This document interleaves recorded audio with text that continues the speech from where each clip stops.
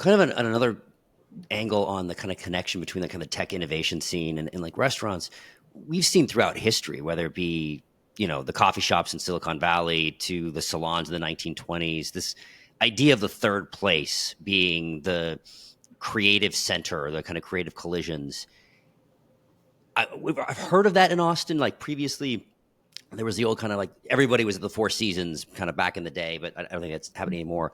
Do you see that the restaurant scene being a place for that possibly being in Austin? And I think one of the big reasons that I kind of bring this up, especially now, is we're we're transforming into a multi-hub region, and I think it's a good thing, right? Because you have like Cedar Park and the building rockets out there to all the way out in Bastrop to downtown. So while we're physically separating because of the nature of what we're building, uh, so you kind of need some of that connectivity to come together physically. And I think a thriving restaurant scene might be one of those places where it kind of cuts across everybody. Yeah, I could see that. I think that well, I think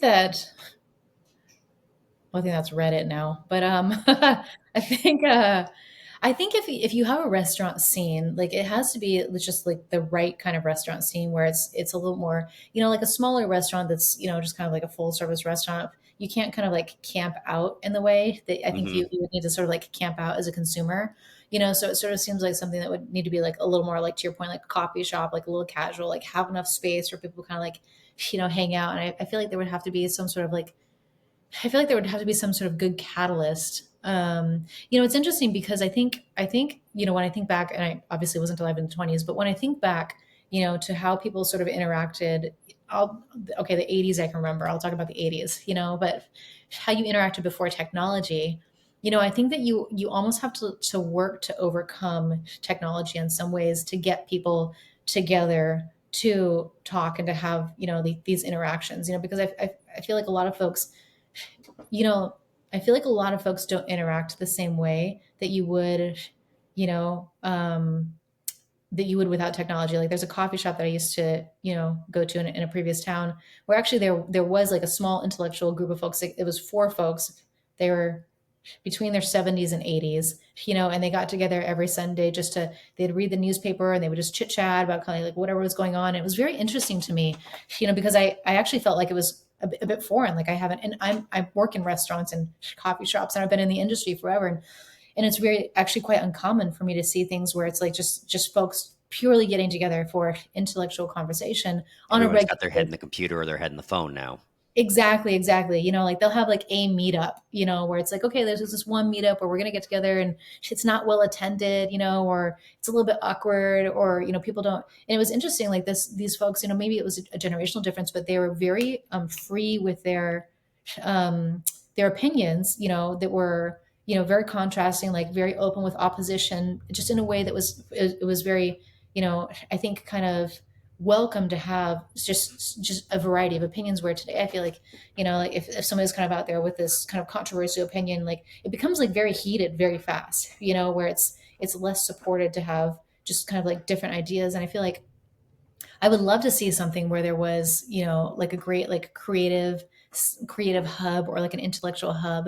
And I do think that restaurants, especially coffee shops and kind of like casual spots, they would be like they're I think they're technically like a good place for this to happen. Like this is a very social environment, but like you almost have trouble getting people to socialize in general, Hmm. like that, so a lot of folks, they don't chat up, the person next to them. Like there's a lot of stranger danger, and and Which anything we that's like then layer on top the whole loneliness epidemic that we're talking about, because there's no the organizations that people used to belong to, whether it be the church or the Rotary Club or any of these things, kind of fell off, and then so there's just this lack of connection. And yeah, I'm bad in terms of like using X and all these kind of social media and doing it, but like it's you know you need to form connections in other ways.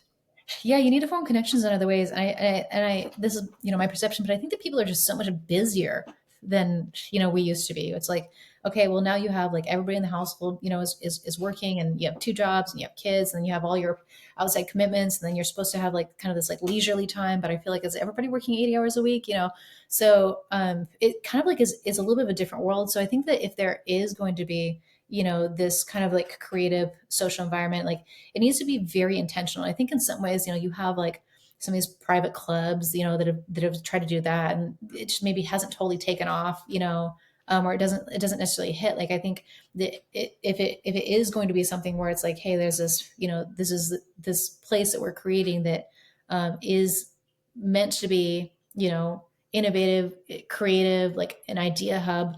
I think that one, I mean, it has to be very, very intentional. And there has to be commitment from people to kind of like regularly show up and regularly contribute, to being part of that network and part of that community. Yeah, and talk. You said, and talk to the person next to you.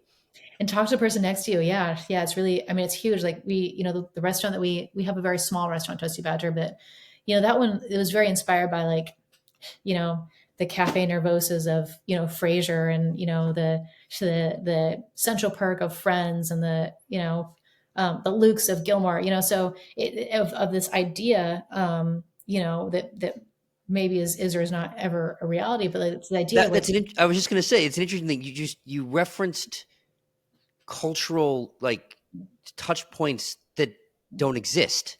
Exactly, like this idea that, like that doesn't, it's maybe it's like something that never really existed, or maybe it did exist, in some ways, like, like, I mean, Which is funny. I mentioned like the 1920s salons. Saloons are very different, and because I had somebody on who wrote a book called Centers of Progress: 40 Cities That Changed the World, and they had Paris in there, but it was Paris 1600s. And what oh was interesting is if you change the names, it read like Paris in the 1920s because it was still very much the cafe culture.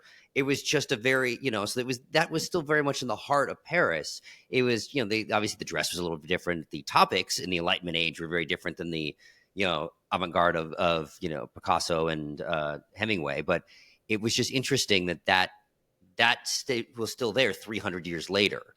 yeah. So, and and the part that's interesting is that if we're to do something like that in Austin, you also have to keep it. And that's where the saloon part comes in instead of salon. Is it has to feel like Austin and Yeah. not like a fake representation of we're gonna, you want to take the vibe and the thing that resonates with us from those periods and the idea, but not try to. I always made this like I hate the term Silicon Hills because it's us trying to kind of copy. But there are things you can learn from Silicon Valley. There are things you can learn from Paris. There are things you can learn from New York.